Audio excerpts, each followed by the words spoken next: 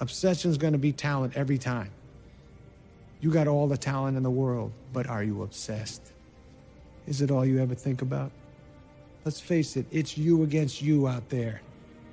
When you walk on that court, you have to think, I am the best guy out there. I don't care if LeBron's playing.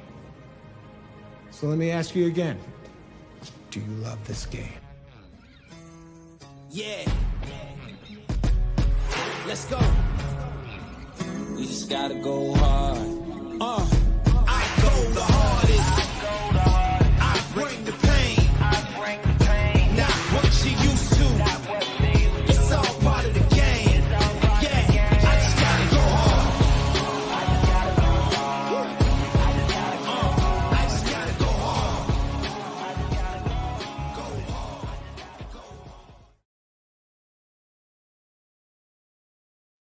Les meneurs! Hello, hello, mon beau Jeff, comment ça va? Ça va top shape. Déjà l'épisode numéro 6, mon beau Kev. Number 6, comme Mr. Shea Weber, un certain monsieur qu'on a jasé tout dernièrement. J'aime le lien, j'aime beaucoup le lien. J'y avais même pas pensé, honnêtement. Number Oui. On va Numéro l'appeler 6 dans ma tête, là, c'est Shea Weber. Il n'y a pas d'autre alternative. Là. OK, Ah, ben, épisode non, Weber. Ouais, l'épisode Épisode Weber. Ou LeBron, hein? Ou LeBron, ça le fait aussi. Ah, le Brown, ça le fait. Les deux Ouais, le font.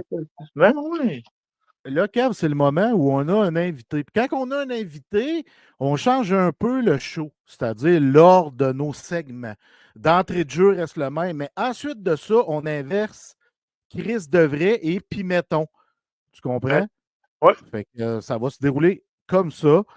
D'entrée de jeu, Pimeton. Après ça, segment Chris Devray, on va rentrer dans ton ami Alice, qui est en train de devenir mon ami également, Alice Lortie. Je ne sais pas si c'est parenté avec mon grand chum d'enfance, Francis Lortie, sûrement de la fesse drette, peut-être. Je pense qu'on va essayer de fouiller dans leur arbre généalogique. Ouais, parce que c'est quand même un nom populaire, on ne sait jamais. Ben, populaire, façon de parler, là, mais ça veut dire il y en a partout au Québec. Là. Mais c'est pas impossible. C'est pas comme si, mettons, quelqu'un s'appelait Mount, c'est sûr que ce serait relié à moi. C'est sûr et certain. Chercher ça, là, c'est sûr. Mettons, Gérard Bertrand, c'est sûr, c'est toute de ma famille. Là. Drouin, par exemple, c'est un peu. C'est encore plus populaire que Lortie puis Mount. Là. Ça, il y en a partout au Québec. Là. Ça, partout et ailleurs. Là. Bon, il me Ben juge. oui. Ben Merci. oui, je veux remercier Étienne Boulay pour Atypique sans alcool, que j'adore énormément. Amaretto Sour, mon favori. Yes.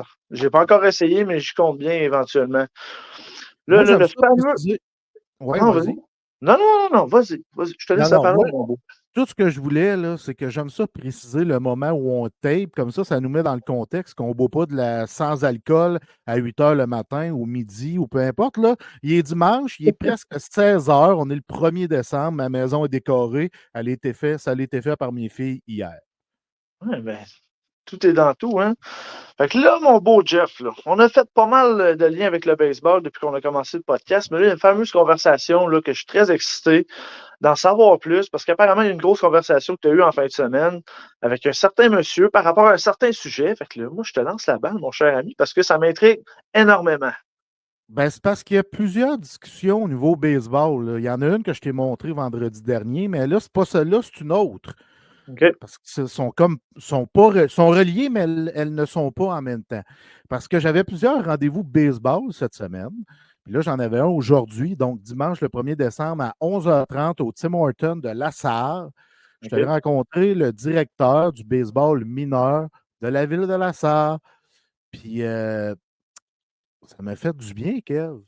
Puis plus que ça, man. Parce que là, je me rends compte que de plus en plus, j'ai les crampons qui retouchent un terrain du baseball. Fait que ça commence à me faire du bien pas mal parce que ça l'a cliqué entre lui et moi, évidemment. Une bonne poignée de main. C'est un gars qui a l'âge à ma blonde. Il est allé à l'école avec ma blonde. Donc, il a 4 ans de moins que moi. Puis on a échangé. Puis là, quand lui, il sait je suis qui, mais il ne me connaît pas nécessairement. Mais il a comme vu mon CV baseball à travers mes publications Facebook, puis à travers des discussions avec d'autres membres du CA du baseball mineur de la Sarre qui me connaissent très bien. Donc, lui, il était ébloui. Là, il dit là, je cherche vraiment un candidat comme toi, quelqu'un de baseball qui va arriver ici puis qui a une tête de baseball puis qui va pouvoir nous aider. Donc, il m'a offert 2 postes, dont le poste de présidence, parce que lui va quitter son mandat se finit dans 6 mois, je crois, quelque chose comme ça. OK. Fait qu'il dit, il me semble, je te verrai là. Sinon, pour chapeauter les entraîneurs, c'est comme les 2 postes que je veux t'offrir. Puis on va avoir un CA la semaine prochaine avec tous les autres membres du CA, une réunion du CA avec tous les autres membres. Et j'ai été invité parce que c'est là qu'on va officiellement me présenter et c'est là que je vais faire mon entrée au sein du CA du baseball mineur de la ville de La Sarre. Puis Wow. baseball mineur de la ville de La Sarre, ben, c'est qui chapeaute tout ça? C'est Baseball Québec. Tu sais, c'est comme Hockey Québec qui chapeaute le hockey mineur, ben, Baseball Québec chapeaute le baseball mineur à La Sarre. Fait que c'est une fierté, ça, même. Une belle discussion pendant 30-35 minutes à parler de ce beau sport-là, à parler de qu'est-ce que Jeff Drouin va amener, qu'est-ce que je peux amener au baseball, la ville de La Sarre, puis de l'Abitibi-Ouest, et même de l'Abitibi-Témiscamingue. Fait que j'étais vraiment honoré qu'on me dise « Hey, c'est un gars comme toi qu'on veut rentrer, ça donne bien. Je veux faire mon retour. » Puis tu sais, Kev, j'ai expliqué tout, pas tout en détail comme je l'ai expliqué ici, mais pourquoi j'ai pris un break d'à peu près 4 ans, 4 ans et demi. Même 5 ans, ça va faire 5 ans du baseball et tout ça. Puis j'ai expliqué pourquoi je revenais. Fait que non, c'était une discussion très cool, vraiment, là, très positive. C'est du bonheur, man, du gros, gros bonheur. Ah ben, j'en doute même pas, le nombre de fois qu'on a parlé de ton fameux retour dans le baseball là, dans les dernières semaines, derniers mois. Moi, c'est de la musique à mes oreilles quand tu me dis ça, là, surtout que, tu sais, on le sait, toi puis moi, le nombre de pas de recul que tu as fait pour en arriver là aujourd'hui. Tu sais, t'as couru après ta queue pendant un méchant bout de temps, là, tu sais, on se fera pas de cachette, puis tu le sais, je le sais. Fait que moi, je trouve ça fabuleux d'entendre ça. Puis, tu sais, j'apprends la nouvelle comme tout le monde qui écoute en ce moment. Moi, wow, je pourrais pas être plus content pour mon grand chum, sérieusement. Puis, comment dire? Chasse le naturel reviendra au galop, mais dans un aspect positif cette fois-là, en voulant dire, tu as sorti de baseball de ta vie, même si tu étais un poisson dans l'eau, tu étais dans ton élément, mais pour ta santé mentale, ton bien-être, tu as décidé de prendre un pas de recul. Mais tôt ou tard, c'est sûr que tu allais revenir. Tu sais. C'est ton élément. On en a parlé souvent de ça, toi puis moi. C'était une question de temps avant que ça arrive. Puis je t'ai toujours dit, Jeff, tu avais peur, tu sais, de me dire, je sais pas si mon nom allait être encore correct, tu sais, si j'allais bien paraître aux yeux des personnes qui étaient des grosses têtes au niveau du baseball. Puis visiblement, les gens t'ont pas oublié, mon cher Jeff. Fait que ça veut dire beaucoup, je pense. Ça parle beaucoup de la personne que tu es et du parcours que tu as fait là, dans le baseball, mais non, dans la vie en général. Ouais, je suis vraiment content. Puis encore une fois, ce qui me ramène à me dire, Jeff, tu es reconnu dans ce domaine-là, mais au fil de la discussion, Philippe, qui s'appelle actuellement le président du baseball mineur de La Sarre, il me dit, c'est à lui que j'ai changé, c'est lui qui gère le compte du baseball mineur, donc j'ai changé avec lui. Puis lui, quand il a vu ma candidature que je voulais postuler, il en a parlé aux autres membres du CA, puis il y a plusieurs membres du CA que je connais, puis tous les membres ont dit c'est parce que c'est le gars que ça prend. Fait que tu sais, ça démontre à quel point l'impact est encore là. Fait que ça vient vraiment me chercher, ça vient me toucher. Puis moi, tu le sais, je suis un gars sensible, fait que ça. Ouais. Je viens les yeux pétillants, mettons. Là. Ben oui, non, je te l'ai toujours dit, puis tu sais, je t'encourage since day one. Là, j'ai toujours cru en toi. Fait que cette nouvelle-là, ça va vraiment me faire du bien, mais je suis aucunement surpris. Je pense que tu vas être dans les bonnes bottines, tu vas être dans de très bonnes mains avec toi à la tête de ce beau projet. Merci beaucoup, man. Puis tu sais, ça touche vraiment à mon propre bonheur, à mon moi. Puis ça me fait penser à une chanson. Puis en plus, tantôt, tu me dis, moi, je vais parler de ça. Fait que j'ai pas le choix, Kev. Fait que là, je la mettrai pas toute parce que Facebook risque de nous couper. Fait que, ouais, c'est drôle. Tantôt, tu chantais cette chanson-là avant qu'on tombe en onde, puis elle était déjà téléchargée dans le room, si on veut. Fait que c'est un beau clin d'œil. J'adore cette chanson-là. Puis des fois, pour me ramener, je l'écoute à outrance. J'ai déjà écouté sur repeat une journée complète. Puis c'est pas une joke, Kev. Là. Mais non, mais elle est entraînante, c'est une très bonne chanson, là. Puis tu sais, elle est facile, c'est facile à la garder dans notre tête, là, on va s'entendre, là. Mais non, je voulais parler du bonheur aujourd'hui parce que ça a été un concept là, que j'ai beaucoup. Au final, c'est relatif le bonheur, tu sais. Pour une Ben personne, le oui. bonheur, ça va être de manger un Joe Louis. L'autre personne, ça va être d'aller faire du paddleboard.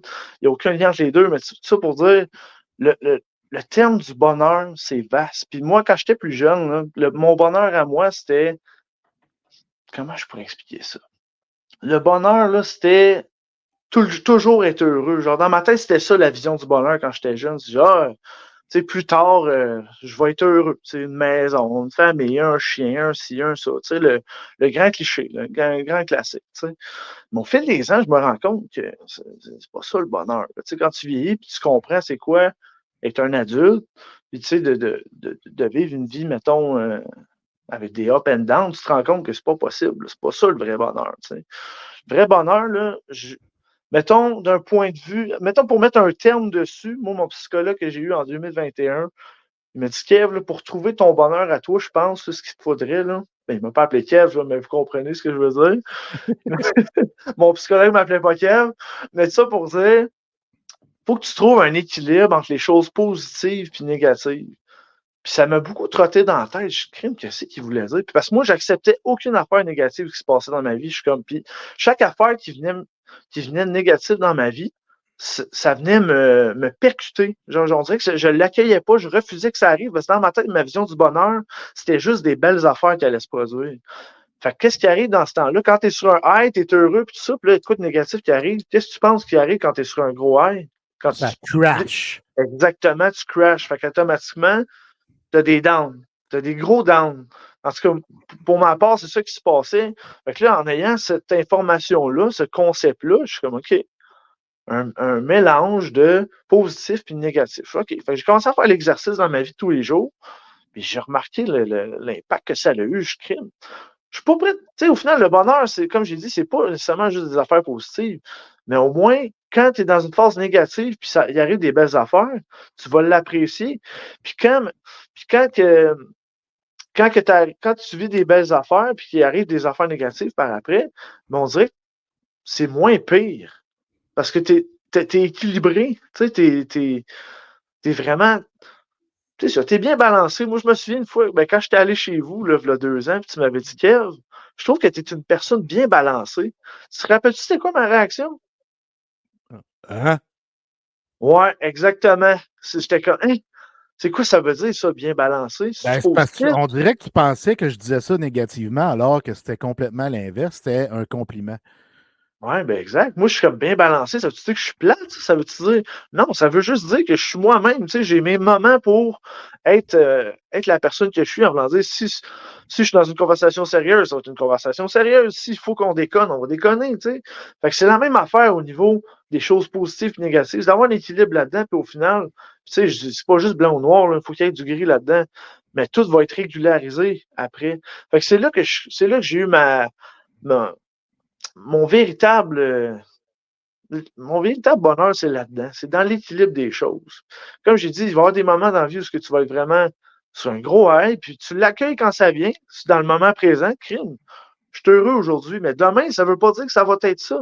C'est d'accueillir les émotions, les choses qui viennent dans le moment présent.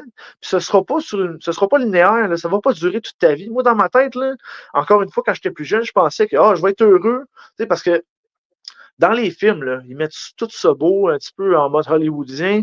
Puis tu sais, souvent les films, c'est comme ils vécurent heureux jusqu'à la fin des temps. Puis tu sais, après ça, quand tu es un jeune enfant, là, tu vois ça, du crime. C'est ça, dans le fond, la vision d'être. C'est ça, je veux comme bonheur, tu sais, c'est être heureux jusqu'à la fin de mes jours, mais le concept d'être heureux puis du bonheur, faut qu'il y ait du gris là-dedans, tu sais, c'est pas juste Ah, blanc ou noir. puis le moment présent, c'est l'un des termes que j'essaie d'utiliser le plus dans mon langage de tous les jours parce que c'est Ouais. excessivement important. Puis Ben je trouve oui. que les jeunes, on va à l'école, puis on a hâte de ne plus aller à l'école. On a hâte d'avoir 18 ans. On a hâte d'avoir notre permis. Tu sais, on ne Ouais, focalise pas sur ce qu'on vit en ce moment. On pense exact. déjà à se dire hey, j'ai hâte d'avoir de l'argent, j'ai hâte de travailler, j'ai hâte de ne plus aller à l'école, j'ai hâte d'avoir mon permis, j'ai hâte de faire mon métier. Sacrement, Hum. les kids, vivez le présent. Tu sais, Yes, ouais, oui. je Ouais, me dis ça à moi quand j'étais kid. Hey, Jeff, tu aurais dû vivre le moment présent quand tu étais kid.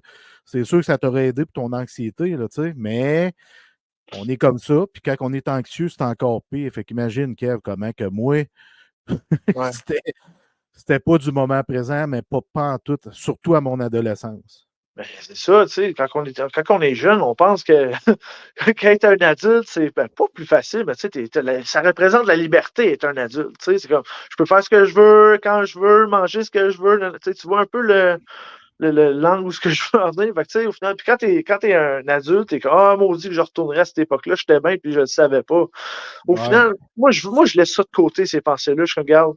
La réalité, c'est qu'aujourd'hui, je suis dans le moment présent. J'ai 27 ans, puis concrètement, j'ai un toit au-dessus de ma tête. Il y a de la bouffe dans mon frigidaire, dans mon armoire. Fait que, tu sais, tous les besoins de base, je les ai tous. Fait que le reste, c'est juste complémentaire. Puis je l'accueille comme ça vient. Puis je pense, au final, c'est ça le bonheur. C'est ça tu sais, c'est sûr qu'on en veut toujours plus comme être humain. Je l'ai déjà dit dans un des choses. Tu sais, moi, je suis quelqu'un qui cherche à en avoir toujours plus. Mais si je ne l'ai pas, ce plus-là, je serais pas malheureux pour autant parce que j'ai déjà tout ce qu'il me faut dans la vie. Mes enfants sont en santé, moi, je suis en santé. Fait qu'au Ton final, le micro bonheur, marche pas. le micro, le micro qui marche pas, tu sais, encore une fois, tu sais, on n'a pas paniqué, c'est juste arrivé, puis c'est ça, c'est de gérer les situations cas par cas dans le moment présent. Faut rester Exact. dans le moment présent, c'est ça le message, guys.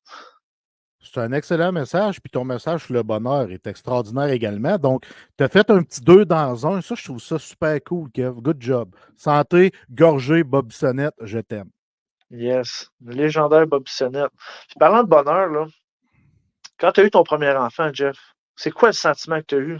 Le bonheur, est-ce on peut-tu mettre une étiquette de bonheur là-dessus? C'est un très gros étiquette de bonheur quand tu as ton premier enfant parce que tu te rends compte c'est quoi aimer. Tu te rends compte que c'est aussitôt un coup de foudre puis que ça va être l'amour de ta vie. C'est ton enfant, c'est ton sang, c'est toi, tu sais. Puis ma plus vieille, Joliane, elle me ressemble physiquement, tu sais. Fait que même quand elle est née, puis elle est sortie, puis je la prends dans mes bras, tout de suite, il y avait des ressemblances, là, tu sais. Fait que Mhm. ça vient chercher un cœur de papa, là. Puis au fil des années, tu sais, rendu à 14 ans, ma plus vieille, ça va vite parce que moi, j'ai pas 27, j'ai 43, hein, tu sais, je pourrais quasiment être ton père. Presque, presque, pas tout à Un fait, mais jeune papa, presque. un très, très jeune papa. Ouais, c'est ça. Mais là, ma fille va avoir 15 ans le huit, bien important, le 8 février, parce 15 qu'on ans. accorde, oui, ça va excessivement vite, mais tu sais, la fierté de papa est toujours présente pareil. Elle fait ses premiers pas, hey, t'es fier, tu viens avec les larmes aux yeux, les premiers pleurs, la première fois que tu changes la couche, la première fois qu'elle fait caca, tu es en train de changer sa couche, puis ça t'envole dessus, parce que c'est arrivé. Ça va, La première petite chicane parce qu'elle a fait quelque chose de pas correct. Tu sais, tout ça, on s'en souvient, puis on garde de beaux souvenirs dans notre tête, puis sur photo également. Mais tu sais, la fierté, même à 14 ans, la fierté envers ma fille est totalement installée là, parce que c'est une personne formidable. Tu rentres dans sa chambre, Kev, puis c'est à l'équerre, c'est droit, c'est rangé. Fait que ça résume un peu qu'elle a beaucoup de papa en elle, qu'elle a des tocs. Mais tu sais, on dirait que je suis comme fier qu'elle ait des tocs parce que qui est bon pour l'aider là-dedans, c'est quelqu'un qui a vécu ça, des tocs puis de l'anxiété. Fait que je me trouve bien placé pour pouvoir la supporter là-dedans. C'est une leader exemplaire. Tu sais, moi, je prône beaucoup le leadership chez nous. ouais. Sur la regarde jouer au volleyball, la façon qu'elle parle sur le terrain, toujours en train d'encourager les filles, toujours le sourire, toujours l'attitude exemplaire. Aux entraînements, c'est qui se donne le plus? C'est elle. Tu sais, puis je dis pas ça parce que c'est ma fille. Honnêtement, Kev, c'est une réalité. Si on dit aux filles, vous venez porter votre ballon à la course, elle va le faire tout le long, tout le long, tout le long. Là. Elle et son amie Maëlie, ils vont le faire tout le long. Tout le long, ils vont courir. Les autres vont le faire au début, ils vont arrêter, on va être obligé de répéter. Mais eux autres, ils font tout à la lettre. Ma fille fait tout à la lettre, ce qu'on demande au volleyball. Ça, c'est un exemple. Là. À l'école, elle est très. Comment je pourrais dire ça? Là, elle Un est à by the ses book. affaires. Elle by the OK. book, elle est à ses affaires. Elle a des excellentes notes. C'est une petite fille vraiment à ses affaires. Puis ça date pas d'hier. Là. Ça fait des années qu'elle est à ses affaires, que sa chambre est rangée, qu'elle se lève le matin quand on va à l'école, elle fait son déjeuner, elle se dépêche à se préparer. C'est vraiment sa coche, là, c'est épouvantable. Elle a des défauts, là, je ne suis pas en train de dire, je suis pas en train de décrire une personne parfaite, là, mais je suis en train de décrire une personne dont je suis fier, qui est une leaduse, qui a une attitude exemplaire. Quand elle entreprend quelque chose, elle retient du père, elle y va pas de main morte, c'est dans le tapis.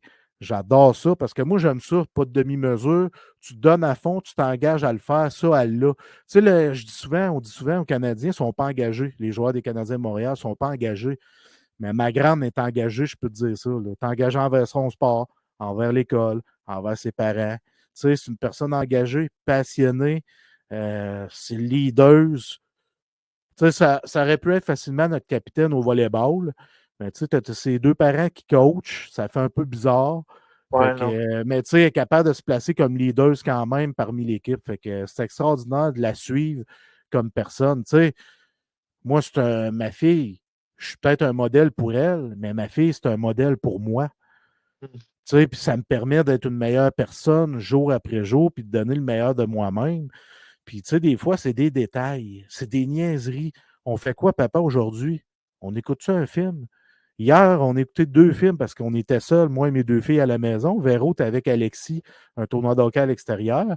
On a écouté 2 films back-to-back, là. C'était magique. C'était des moments magiques entre père et fille. C'était extraordinaire. Puis là, je parle de Joliane, mais prochainement, je vais parler de Jésabelle, ma plus jeune aussi, qui est une histoire différente. Fait que, qui est une personne aussi différente. Tu sais, on est tous uniques, là. On est tous différents. On va ressembler à papa, à maman, on va se chercher, puis on va se créer notre propre personnalité à travers du temps. Puis, tu sais, je me rends compte que ma fille, qui va avoir 15 ans, est en train de se créer une personnalité propre à elle à travers ce que je lui ai enseigné, à travers ce que José lui a enseigné, à travers ce qu'elle apprend de ses amis, de ses profs, de sa grand-mère. Tu sais, fait que je trouve ça vraiment sharp, étudier l'être humain de cette façon-là. Là, tu sais comment on aime ça, décortiquer l'être humain, ben, Ouais, ça se fait facilement avec nos enfants. mais écoute, moi, tu me parles de leadership, tu sais, puis ta fille n'est pas capitaine, mais tu sais, je pense pas que dans la vie, tu as besoin d'avoir un titre ou pour une lettre sur ton chandail pour que ta personnalité ressorte dans ces situations-là, tu sais, en situation sportive ou dans la vie en général. Puis, tu sais, je pense que juste par l'exemple, les filles autour, les personnes autour d'elle, les filles autour d'elle dans son équipe, ils vont s'en inspirer. Parce que tu n'as pas besoin d'être un leader vocal pour être un leader, tu sais, c'est souvent par l'exemple. Tu sais, je prends l'exemple de Brendan Gallagher. Là, lui, il a fait sa carrière par l'exemple. Tu sais, tout le temps le gars le plus engagé, le gars qui va tout le temps se donner. Tu sais, il n'y a jamais personne qui va regarder Gallagher et dire Hey, à soir, tu te donnes pas à 100%, là, c'est jamais arrivé. Tu sais. Fait que moi, ça m'inspire beaucoup des leaders et leaders dans cette optique-là. Là. Puis tu disais tantôt aussi que tu sais, ta fille est en train de se bâtir sa propre personne. Tu sais, puis qu'elle s'est beaucoup inspirée de toi, de sa mère, probablement des personnes dans son parcours scolaire. Mais tu sais, au final, nous autres, tu sais, parce que moi aussi j'ai des enfants, on est un outil pour nos parents. C'est sûr qu'on va être le plus gros outil de nos enfants parce que tu sais, c'est de nous autres qu'elle va s'inspirer, qu'elle va prendre des valeurs, tout ça, quand elle va être plus jeune. Mais en Exact. grandissant, justement, tu sais, elle va prendre d'un peu tout le monde. On est un outil, tu sais, comme tu disais, dans la vie, pour écrire, ça te prend un crayon. Ben, nous autres, ben, c'est ça. On est le crayon de nos enfants, tu sais, littéralement, tu sais. Mais je suis content d'entendre que, tu sais, ta fille est sur la bonne voie, puis que, justement, là, que est à son affaire. Parce que, tu sais, je veux pas dire que c'est rare qu'on entend ça de nos jours, mais, tu sais, les jeunes de la nouvelle génération, là, tu sais, je veux pas trop m'avancer là-dessus, mais j'ai l'impression qu'il manque ça un peu. L'éthique de travail, l'engagement, puis ta fille, elle l'a déjà, tu sais. Ouais, ouais, c'est. C'est une petite belle fierté que tu peux avoir, là, sérieusement, là, quand tu y penses. Là. C'est débile. Là. Tu sais, puis je le sais qu'à ce qui ne fera pas de course, elle va me le demander, papa, je suis obligé d'aller à un tel coup, puis elle va m'expliquer pourquoi qu'elle ne pas y aller, puis là, je vais prendre une décision en conséquence. Ouais. Mais, puis tu sais, c'est comme la cigarette ou le pot, je le sais qu'elle ne touche pas à ça, puis le moment où elle va le faire, elle va le dire. Mais c'est pas ce type de personne-là. Tu sais, c'est vraiment. Elle, c'est un engagement envers son sport qui est bien important. Mhm. C'est très, très engagée envers son sport. Puis elle sait que tout ça, ça peut nuire à son sport. Fait qu'elle focalise vraiment sur son volleyball. Puis tu sais, c'est vraiment une grande fierté. Puis moi, c'est ma fierté. C'est ma première fille. Donc, tu as connu ça toi aussi, Kev. Tu as eu. Ouais. Le premier enfant que tu as eu, c'est ta fille Skyler, Skyle. Mhm. Sky is the limit. Tu sais, Mais, hein. puis Ouais. je pense que toi aussi, tu es fier de la petite personne qui est en train de devenir parce que là, le quoi, elle va avoir 3 ans, je ne me trompe pas. Elle a eu 3 ans en septembre, OK. ouais. Écoute, tu sais, je veux pas. On dirait que ton premier enfant, c'est toujours. Puis tu sais, j'enlève rien à mon fils, ça n'a pas rapport, là, mais en voulant dire, le premier enfant, c'est toujours. C'est une première fois, tu sais, c'est comme si tu. C'est comme un début de relation, mettons, avec une nouvelle personne. Genre, tu vas tout le temps avoir c'est nouveau, tu sais, tu connais pas ça, tu sais, fait que ça va tout le temps être un peu plus. Va tout le temps avoir plus d'émotions. Puis en tout cas, pour ma fille, quand elle est venue au monde, là, tu disais tantôt justement que tu sais, je me souviens pas comment tu l'as dit, mais ta fille, c'est comme c'est l'amour de ta vie, tu sais. Ben, c'est un peu ça qui s'est passé pour moi aussi quand ma fille est venue au monde, là. Je peux même pas décrire la gamme de sentiments que j'ai ressenti cette journée-là, là. C'était. Tu sais, si on m'avait dit d'avance comment j'aurais réagi, j'aurais jamais cru ça. Tu sais, quand elle est sortie, puis que. Parce que c'est moi qui ai coupé le cordon pour ma fille, puis tout ça. Quand elle est Ouais, sortie, ça, puis. c'est cool. Je Ah, pensais pas le faire, Kev, mais je l'ai fait. moi aussi, j'ai été fier, j'étais vraiment content de le faire. Puis, tu sais, tu sais, quand les employés de l'hôpital ils ont sorti le bébé, ils l'ont mis sur le ventre de sa mère, là, j'étais comme, oh, OK, là. Genre, c'est réel, puis j'ai commencé à brailler. J'ai braillé comme ça se peut pas, là. Sérieusement, c'était probablement le plus beau moment de ma vie, sérieusement. J'étais comme là, OK, je viens de découvrir c'est quoi le vrai amour. Genre, cette personne-là, ça va être littéralement l'amour de ma vie. Il n'y a rien de comparable à ça, là. Tu sais, je pense qu'il y a plusieurs types d'amour dans la vie, là. Tu sais, en le sens, toi puis moi, on s'aime, là. Je t'aime d'amour comme un grand frère. Mais mettons, l'amour pour tes enfants, là, sérieux, je pense qu'il n'y a rien comme ça. Ça a juste aucun. Tu sais, ma mère me l'a dit souvent. Elle disait, ah, tu vas voir, mais t'as des enfants. Elle me le disait souvent, elle me disait bien des affaires par rapport à ça. Tu vas voir, mais t'as des enfants. Je dis, ben oui, mais tu sais, au final, si tu le vis pas, tu comprends pas. Mais quand ma fille est arrivée, j'étais, tabarouette. J'étais pas T'as prête pour ça. catché. J'étais pas prête pour ça, mon homme. Là là. Puis, tu sais, au final, ma fille, pour moi, c'est un privilège d'être son papa. Sérieusement, elle a tellement de personnalité là, pour une petite fille de 3 ans. Elle est tellement sharp, elle est allumée. Elle vient d'avoir 3 ans, puis elle fait déjà des affaires que des enfants de genre 5-6 ans, ils font. Là, puis je suis comme, tabarnak, elle est vraiment smart, puis elle, elle pense à des affaires des fois. Je suis comme, tabarouette. Je suis pas mal sûr que je n'étais pas aussi aiguisé qu'elle là, à son âge. Là. Fait que, tu sais, Ben, ma Kev, fille, euh, on se dit souvent ça. J'aime ça si tu dis ça, parce qu'on dit souvent ça. Moi, il me semble, quand j'étais jeune, je n'étais pas allumé comme ma fille était à 3 ans, comme tu dis. Mais moi, j'ai l'impression que l'être humain, c'est comme la technologie. Tu sais, ça l'augmente, ça va vite, ça devient plus performant. Tu sais, tu ça comprends? Fait que évolue. C'est ça l'évolution. évolue exactement. Ah ouais, puis c'est ça qui s'est passé. Oui, quand j'avais 3 ans, j'étais Pokémon, Pokémon. Tu sais, c'était ça, là. Ma fille, ça s'intéresse à plein d'affaires, puis elle connaît plein de chansons, elle connaît l'alphabet depuis qu'elle a 1 an et demi. Moi, ça me fait capoter, là. Fait que, tu sais, c'est vraiment une fierté pour moi, ma fille, puis c'est vraiment, comme j'ai dit tantôt, un privilège d'être son papa, tu sais, puis quand t'es parent, là, tu sais, au final, vu que ça a été ma première, c'est avec elle que j'ai tout appris, tu sais, les premières fois, tu sais, puis ma fille, c'est. Moi, quand j'étais plus jeune, là, pour être totalement franc, je voulais pas avoir de fille. Pourquoi? Parce que moi, ma mère, là, j'étais tellement protecteur avec elle. Sérieusement, ma mère, c'était pas drôle quand j'étais plus jeune. J'étais comme, si moi j'ai des enfants puis que c'est une fille, je veux dire, je laisserai pas d'espace. Là. Elle pourra pas respirer. Là. Je vais tellement être tout le temps après, je vais tout le temps vouloir la protéger. Tu sais, au final, c'est pas ça aujourd'hui, mais quand j'étais plus jeune, j'étais comme non, non, faut pas que j'aille de fille. Dans le sens, ça serait pas bon. Là. Ça va pas bien tourner. Son premier chum, tout. Moi, je me projetais, là. J'étais comme. Puis au final, au fil des ans, tu sais, c'est- je me suis calmé les nerfs.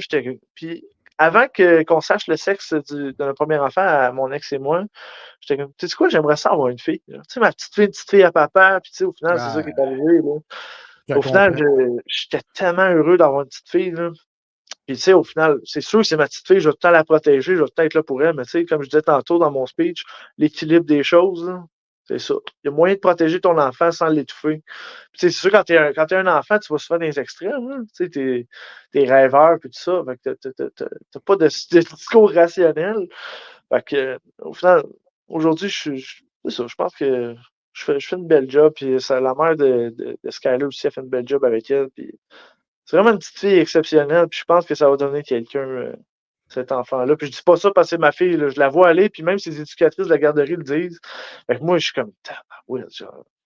On dirait que tout ce que moi je peux accomplir, ce sera jamais assez grand. Tu sais, même si il y a des enfants que tu accomplis dans la vie, tu es content. On dirait que si tes enfants le font, qu'ils réussissent, puis on dirait que c'est toujours une plus grande fierté. Ben Tu oui, comprends ce que je veux dire? C'est fou. Là. totalement, totalement. Là, on est en train de pleurer quasiment comme deux papas, mais c'est comme ça. C'est émotif parler de nos enfants, de cette fierté-là, qui est Mais, la hein, plus grande fierté, selon moi, sur la planète. Là, tu sais. Et ouais. ma fierté de revenir dans le baseball est excessivement haute, élevée, mais la fierté de mes enfants, il n'y a rien qui arrive à ça. Là. Tu sais, il y a un discours qui dit la vie vaut pas la peine d'être vécue sans enfant, mais j'ai mis un peu de gris dans ce discours-là. Parce qu'il y a des gens dans la vie qui peuvent pas en avoir, tu sais, biologiquement. Fait que, tu sais, pour eux autres, je pense que ce discours-là s'applique pas, en sens que eux autres, biologiquement, c'est pas possible. Là. Tu sais, fait que c'est correct. Mais moi, je pense, puis tu sais, c'est relatif à chacun. Mais je pense vraiment que la vie, ça ajoute vraiment beaucoup à ta vie en positif. Tu sais, beaucoup de gens, mettons, qui vont avoir des enfants, ils vont dire aux autres parents ou aux autres futurs parents, ah, j'espère que t'es prête à pas dormir tes nuits, j'espère que t'es prête à être tout le temps malade. Tu sais, ça a une connotation négative, mais au final, il y a tellement de belles choses à être parent. Là. C'est Ben, tellement positif au final. Là.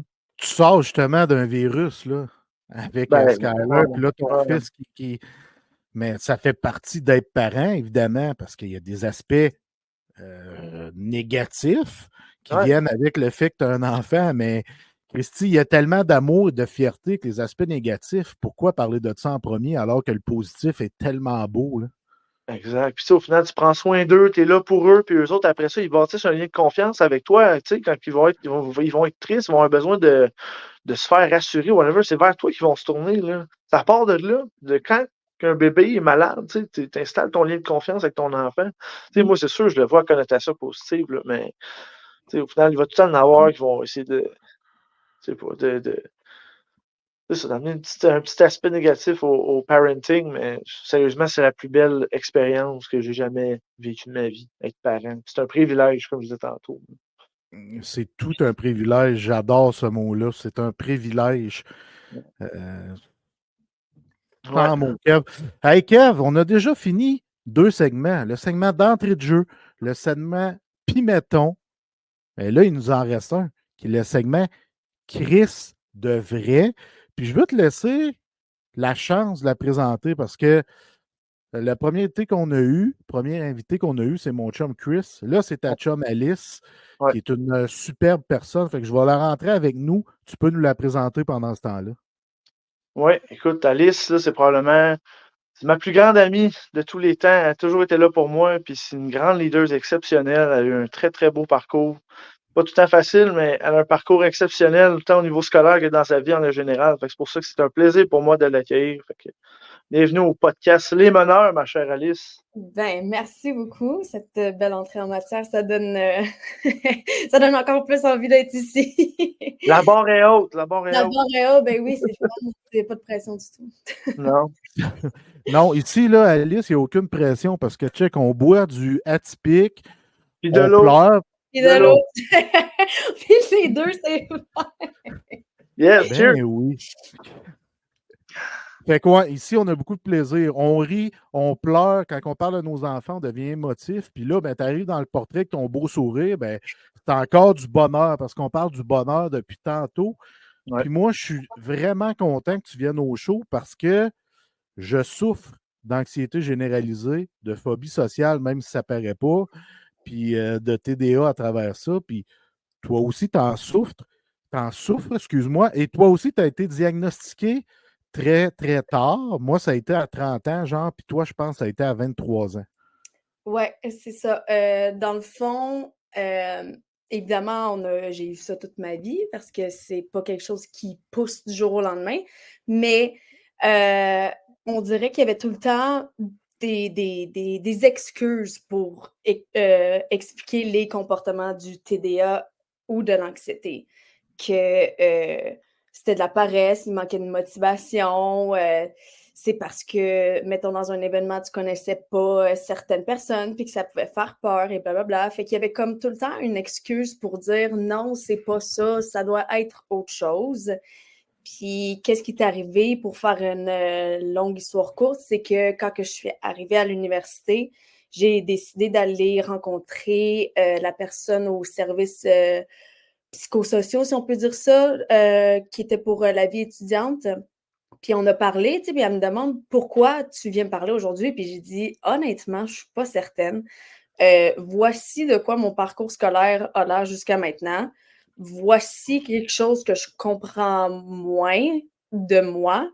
Puis j'aimerais juste ça, mettre les chances de mon côté parce que une fois rendue à l'université, c'est, on l'espère, la dernière étape du parcours scolaire. Fait que j'étais comme, c'est vraiment pas le temps de lâcher les efforts, c'est le temps de justement de redoubler, mais j'avais pas assez de confiance que j'allais être capable de le faire par moi-même.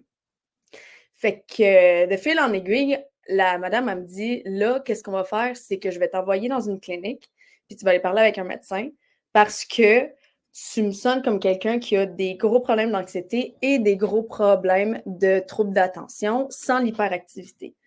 Fait que j'étais comme, OK. Dans ma tête, tu sais, j'ai réfléchi après le rendez-vous, puis je me suis dit, ben oui, ça fait du sens, tu sais, dans le sens que, my God, tu sais, je commençais à faire les liens. Mais après ça, j'étais comme, mais pourquoi c'est aussi clair pour quelqu'un que ça fait 5 minutes à qui que je parle, puis que moi, tu sais, ça fait 23 ans que j'ai des profs, que j'ai des amis, que j'ai de la famille, que ça, puis qu'il n'y a jamais personne qui a réalisé, tu sais. Puis, je suis pas si vieille que ça, mais je viens quand même je viens quand même encore un peu de l'époque où est-ce que c'était assez, tu sais, on donne pas aux enfants des pilules.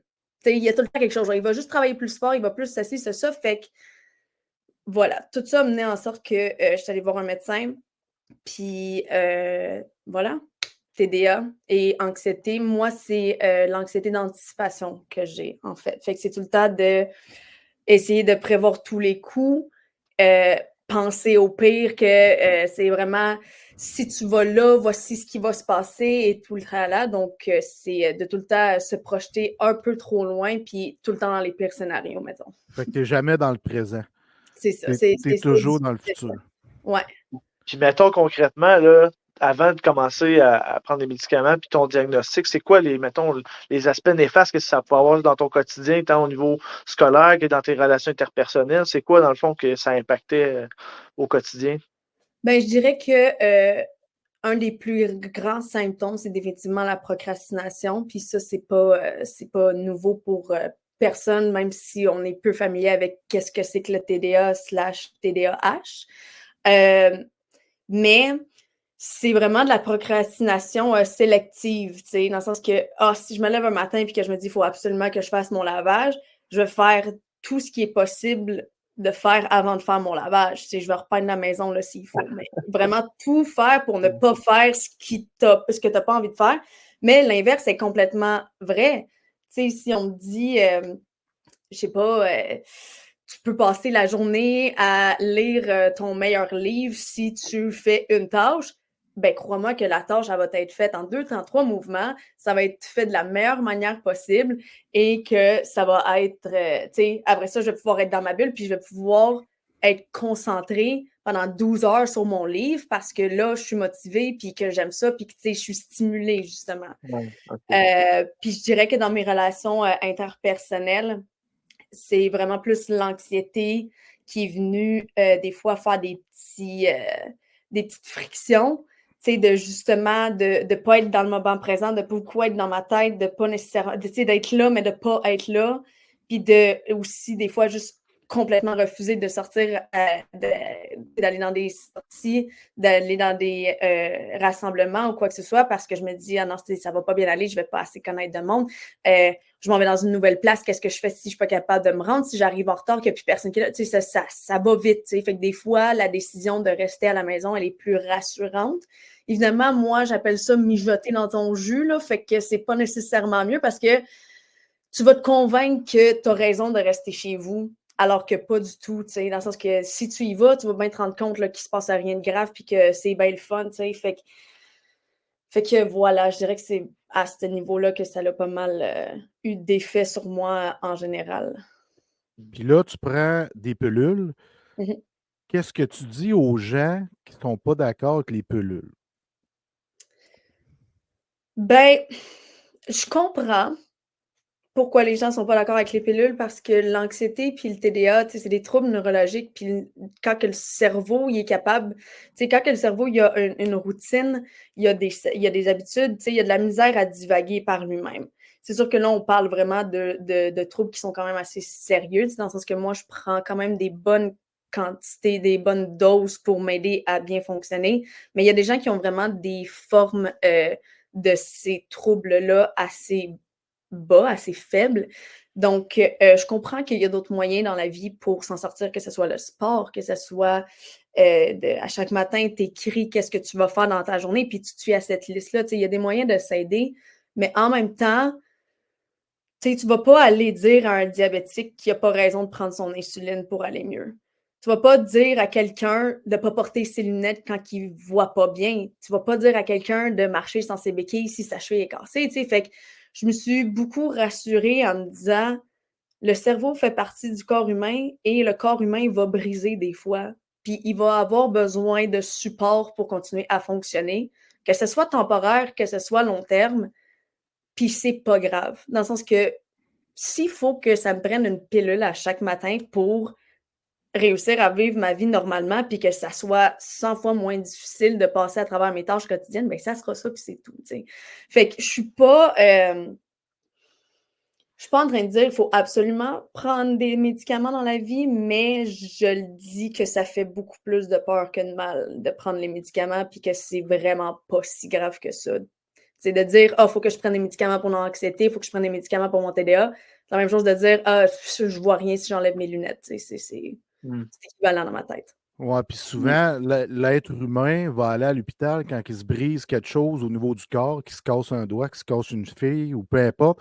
Mais s'il se casse le cerveau, là, je caricaturise la patente, là, mais mettons qu'il se brise quelque chose au cerveau, mais il ira pas parce que c'est tabou, puis non, c'est correct. Puis, mais tu sais, il faut soigner notre psychologie, notre mental, autant que notre physique, tant qu'à moi, là.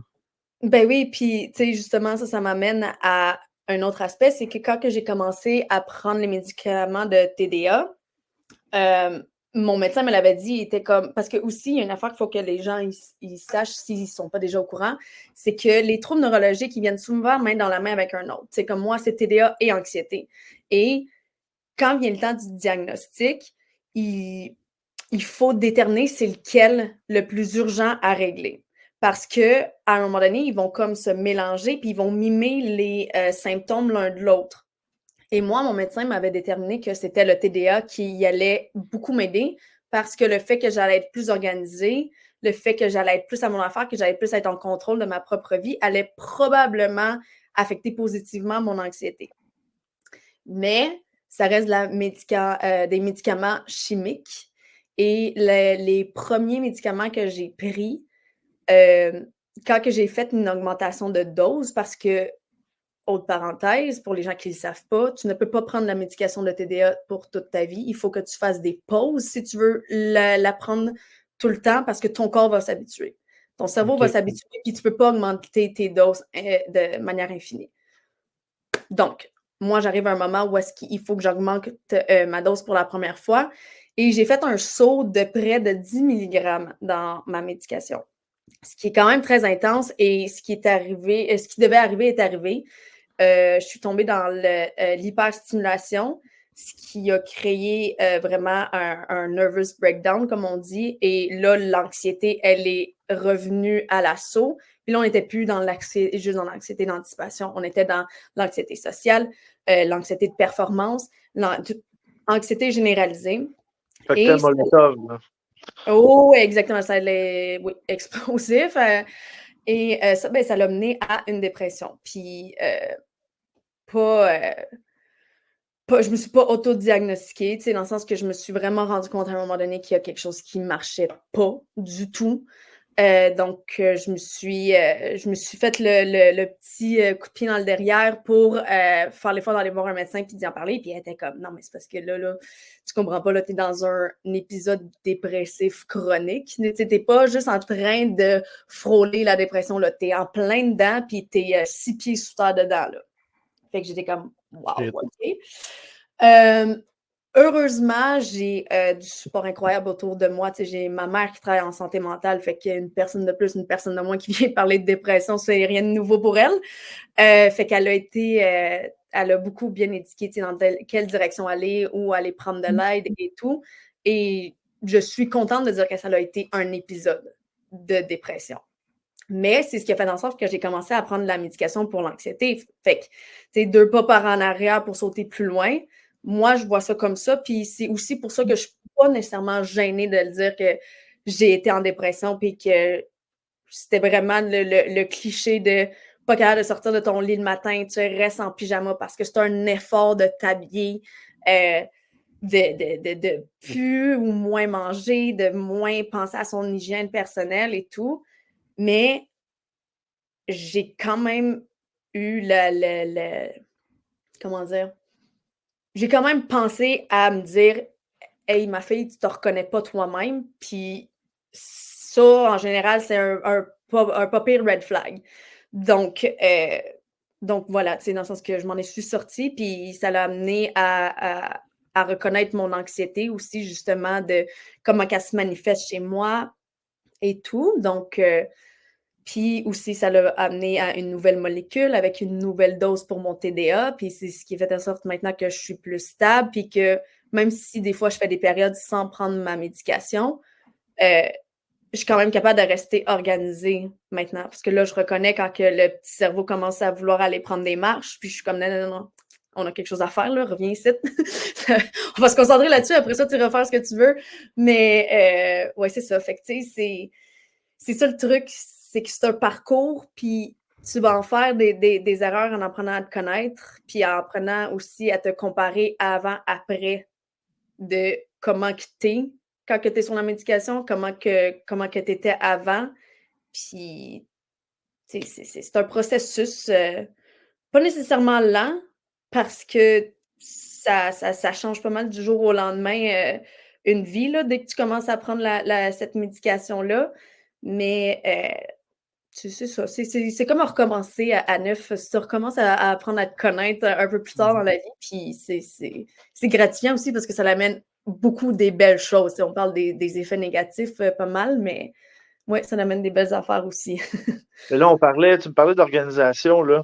Qu'est-ce que, tu sais, justement, le fameux après, niveau concrètement, au niveau académique, moi, je connais la réponse, mais j'aimerais ça que tu parles du résultat concret que ça a apporté au niveau académique de ton diagnostic et le fait de prendre des médicaments. Ben absolument, parce que moi, je suis encore vraiment dedans, tu sais, dans le sens que je suis à l'école en ce moment. Je suis très contente de dire qu'il me reste environ une session à ma vie d'être à l'école. J'ai très hâte. Mais, tu sais, pour ceux qui ne savent pas, Kev et moi, on s'est rencontrés en étudiant en communication, puis moi, j'ai poursuivi dans cette lignée-là. Je suis en relations publiques et c'est un domaine qui me passionne beaucoup. Donc, déjà, à la base, pilule, pas pilule, mon TDA est stimulé par un domaine que j'aime, par l'envie d'en apprendre plus, par tout ça. Mais là où est-ce il y a comme le step-up de la médication, c'est que là, je suis capable de m'organiser pour performer à fond dans ce que je fais. Ça me permet de me claquer des fins de session de 12 heures de travail par jour, tu sais, dans le sens que le nombre de fois où est-ce que j'ai envoyé des textos à Kev à 8 heures le matin en lui disant « ça y est, on commence », puis qu'après ça, à 10 heures le soir, je suis comme « OK, c'est fini, ça repart demain matin ». Jamais j'aurais été capable de faire ça avant. Et tu sais, les efforts, ils payent très rapidement, dans le sens que c'est pas loin de moi l'envie de me vanter, mais j'ai des notes en ce moment à l'école que j'aurais jamais eu, même si j'avais donné mon 1000% de moi-même avant. Tu sais, là, dans le sens que oui, je travaille fort, mais j'ai pas l'impression d'être autant enfouie par la quantité de travail et le travail que je dois fournir. Fait que c'est vraiment le juste milieu entre j'ai ma passion pour mon domaine qui me pousse, puis j'ai la petite tape dans le dos par la médication qui me permet de mettre mes envies sur papier, de faire des pas concrets envers cette réussite-là. Puis dans le fond, en bref, c'est vraiment ça, là. C'est juste t'as beau avoir l'envie quand que t'es pas médicamenté de faire certaines choses, puis ton cerveau va gagner là-dessus. Il va être plus fort que toi. Il va te le dire, mais non, mais reste assis, là, parce que t'imagines-tu là, l'effort que ça va te prendre, puis l'énergie de te lever, aller chercher ton ordi, puis là, de travailler pendant des heures? Non. On peut rester assis, regarder la télévision, puis tu vas finir par te brancher à un moment donné, puis aussi, c'est qu'il y arrive le fameux concept du dernière minute, puis que là, tu es stressé, puis que, tu sais, de repousser tout à la fin possible. Puis là, ben, il n'y a plus ça. Là, c'est vraiment, là, OK, c'est beau, assis-toi, fais tes devoirs, fais ce qui a besoin d'être fait. Après ça, relax, puis voilà, ça paye en mot à dit, mettons. J'ai pris quelques notes pendant que tu jasais parce que des fois, ma mémoire oublie. Hein? Puis, un épisode dépressif, OK? T'en as connu juste un depuis que tu es médicamenté ou t'en as connu d'autres à travers le temps? Je pourrais pas dire que j'ai eu des épisodes dépressifs aussi intenses que celui-là, mais je pourrais pas dire non plus si j'en ai d'autres concrets parce que j'ai jamais fait l'effort d'aller demander. J'ai jamais fait l'effort de me dire ah, il y a quelque chose qui fonctionne pas, c'est-tu juste dans ma tête, c'est-tu moi qui exagère, tu sais. Fait que, tu sais, comme n'importe quel autre humain sur la Terre, oui, j'ai eu des downs. Mais je pense que aussi, ce qui vient avec le TDD, le TTDD, le TDAH, j'ai gros trouble ça. Avec le TDAH, c'est que c'est beaucoup dans l'impulsivité aussi qu'on retrouve un des gros symptômes du TDA et TDAH, c'est l'impulsivité. Mais ça vient aussi avec des extrêmes joie, des extrêmes colère, des extrêmes tristesse. Donc, est-ce que j'ai déjà eu des moments où est-ce que, oui, on aurait pu considérer ça comme la dépression? Peut-être. Est-ce que c'est comparable à ce que j'ai vécu il y a 2 hivers? Pas du tout. Donc, puis ça aussi, justement, c'est un des meilleurs effets que j'ai de mon TDA, de mes médicaments de TDA, c'est le fait d'avoir un meilleur contrôle sur mes émotions. Oui, je suis encore très impatiente pour les gens qui me connaissent, là. Elle n'est pas... Elle n'est pas me call-out là-dessus, là, dans le sens que j'ai encore ma personnalité. Je suis comme je suis. Mais, tu sais, j'ai encore des déceptions dans la vie de comme, ah, j'aurais dû faire ça d'une meilleure manière, j'aurais dû dire ça à ce moment-là. Mais ça m'atteint moins. Pas que ça m'atteint moins, mais ça m'affecte moins. Tu sais, ça va moins me trotter dans la tête, ça va moins m'affecter émotionnellement au point de me dire comme ah ben là t'es bonne à rien, arrête tout, plus jamais t'essayes quelque chose, tu sais, des trucs comme ça. Fait que c'est aussi cette stabilité-là qui fait du bien au quotidien pour mes relations interpersonnelles, mais aussi pour l'anxiété. Parce que là, d'aller dans des extrêmes, le fun, c'est le fun, justement, mais d'aller dans des bas extrêmes, ben là, c'est là que l'anxiété prend sa place beaucoup aussi. Fait que c'est là où est-ce que la médication, elle vient aider. C'est vraiment de se garder un petit peu plus stable. Moi, tu sais, on n'a pas vraiment fait le tour. Tu sais, on a parlé beaucoup de ton cheminement puis ton parcours dans la vie puis au niveau scolaire. Mais on n'a pas vraiment parlé de ton côté leadership. Ça, je voulais juste faire une petite mention, tu sais, parce que pour ceux qui ne connaissent pas Alice, c'est quelqu'un qui fait beaucoup d'analogies avec des idées un peu farfelues. Fait que des fois, Alice, y a-t-il un exemple? Y a-t-il un exemple?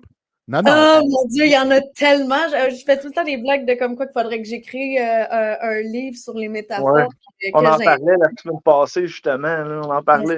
C'est foireux, mes trucs, mais ça fait en sorte que je me fais comprendre. Fait que, tu sais, j'essaie d'en penser à une vite fait. Là. Je sais qu'il y en a une que j'utilise souvent, c'est quand que tu te trompes ou quand que tu fais quelque chose de pas correct, c'est Ouais, ben, tu sais, tu le sais pas tant que tu tombes pas de ton vélo que ça fait mal. Fait que là, ben, tu l'as appris, puis c'est ça. C'est ça, hein, c'est une belle image.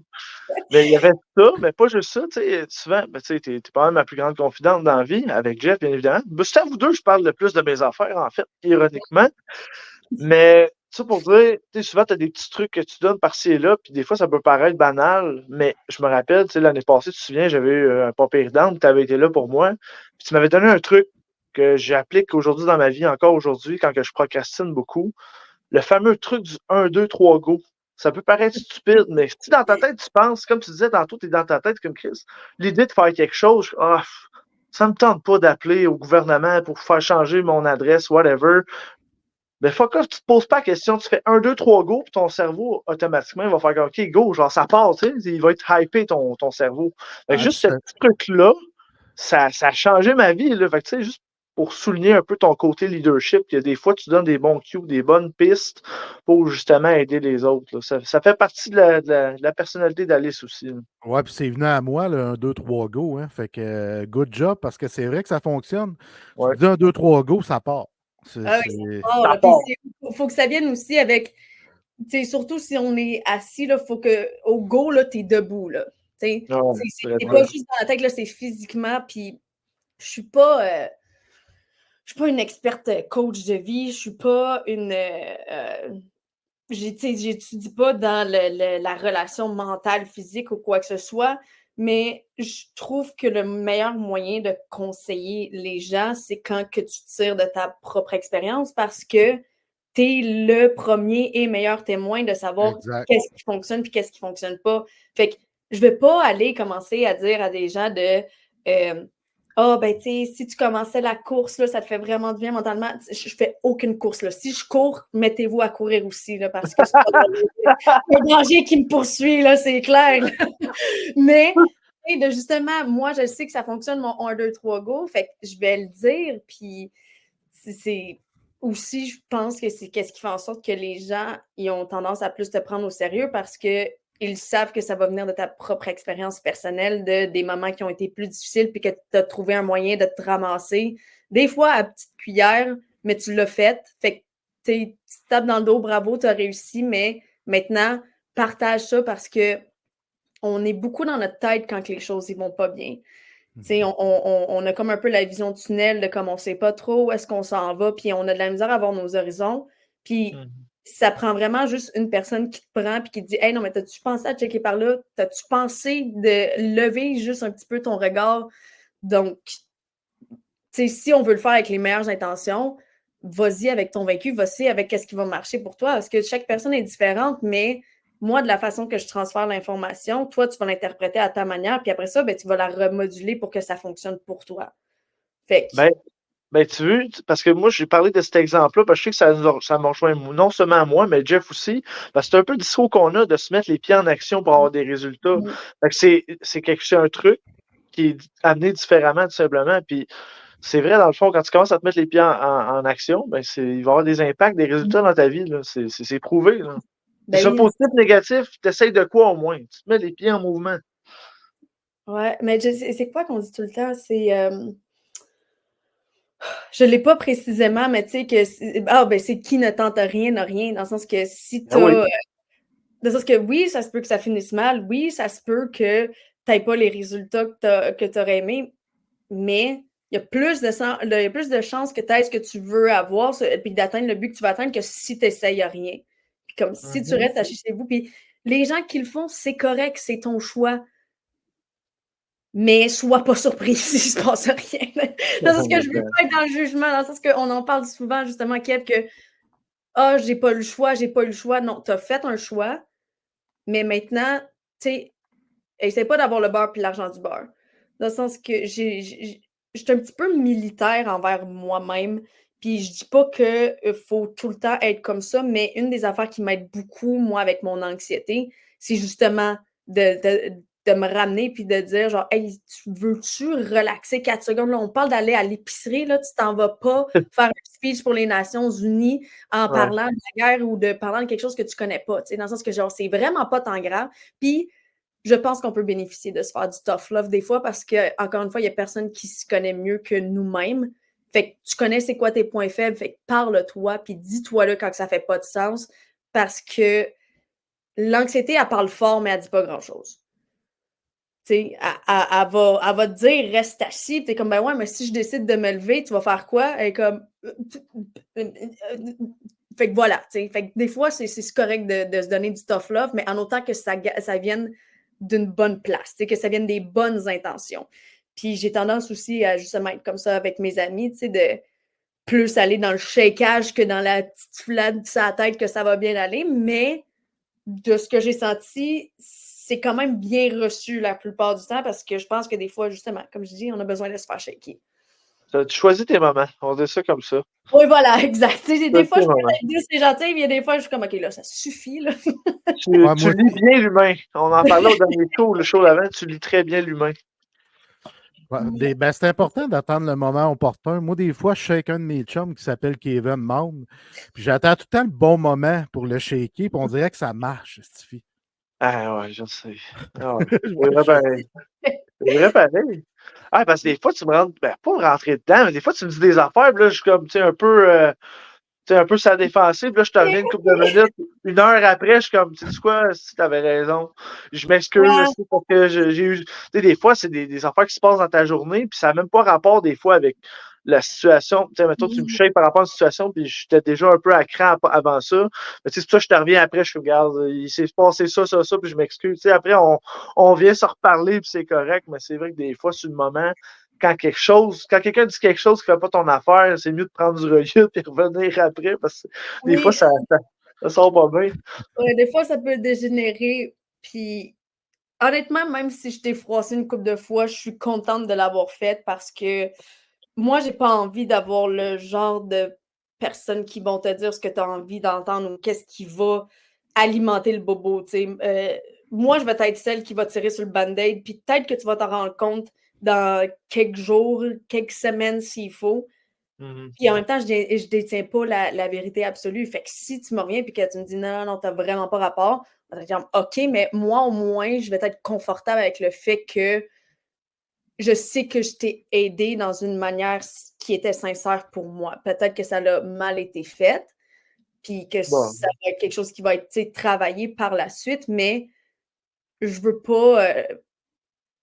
Tu sais, les problèmes, des fois, je les vois comme ah, ben justement, lave-là la métaphore. Tu sais, les problèmes, des fois, qu'on a entre personnes ou avec notre propre santé mentale ou des affaires comme ça, je vois vraiment ça comme un bobo que tu mets un band-aid dessus puis que tu te dis, je le regarde pas, si le band-aid, ça va faire en sorte que ça guérit.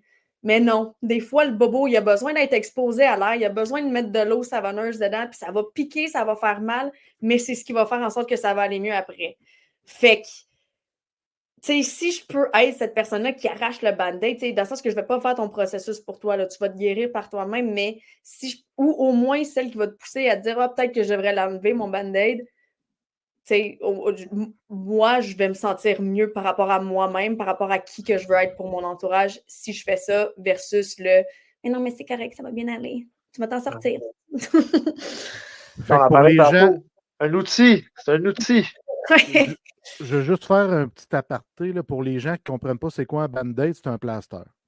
Oui, voilà, c'est typique québécois de parler des choses avec leur nom de compagnie, tu sais, comme un Kleenex, un mouchoir. Ouais. Un Scott Powell. Scott Towel, les Scott Powell. Ah, moi, je veux revenir sur une chose au niveau des médicaments, là. Puis Mhm. c'est pour un peu alimenter une discussion que j'ai avec Kev. Là. Honnêtement, je n'ai pas d'effet secondaire de un. Je suis chanceux, là. Puis de deux, moi, la pire chose que j'avais avant d'être médicamenté, c'était j'étais excessivement impulsif. Je pognais les nerfs à rien, j'étais soupe au lait. Au hockey, ça m'arrivait de pitcher mon hockey d'un gradin, tu sais, pas rapport, parce que j'étais frustré d'une situation. J'ai déjà cassé mon bâton, puis j'ai lancé le bout de cassé dans le masque du gardien adverse. Tu sais, c'était vraiment des gestes vraiment impulsifs comme ça. Puis depuis que j'ai des médicaments, j'ai zéro impulsivité de cette façon-là. Ma blonde a dit, toi, tu te choques-tu des fois, tu sais? Ben, je suis pas mal moins impulsif que j'étais. C'est ça que ça a fait, les médicaments. Ça a fait une ligne, au lieu d'être comme ça, c'est plus comme ça. Là. Mhm. Fait que pour moi, là, c'est vraiment, ça a changé ma vie. Il faut que je le dise, ça a changé ma vie, les médicaments. Mais tu sais, le trouble de TDA, c'est un peu comme le spectre de l'autisme. Puis le spectre, ça veut dire que c'est sur une échelle. Comme je disais tantôt, il y a des gens qui vont souffrir des troubles neurologiques plus forts, moins forts, un peu plus dosés.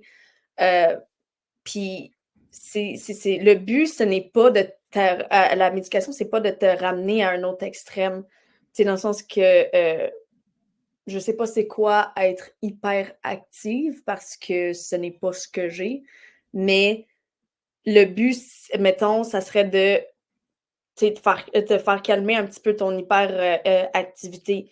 Puis moi, dans mon cas, c'est de réussir à me ramener moi-même, puis de moins rester dans ma tête, puis d'être plus présente, puis d'être plus en contrôle de mes moyens. Fait que c'est pas une histoire de être plus ci, être moins ça, être. Tu sais, c'est un mélange, puis le mélange fait en sorte que justement, on se neutralise.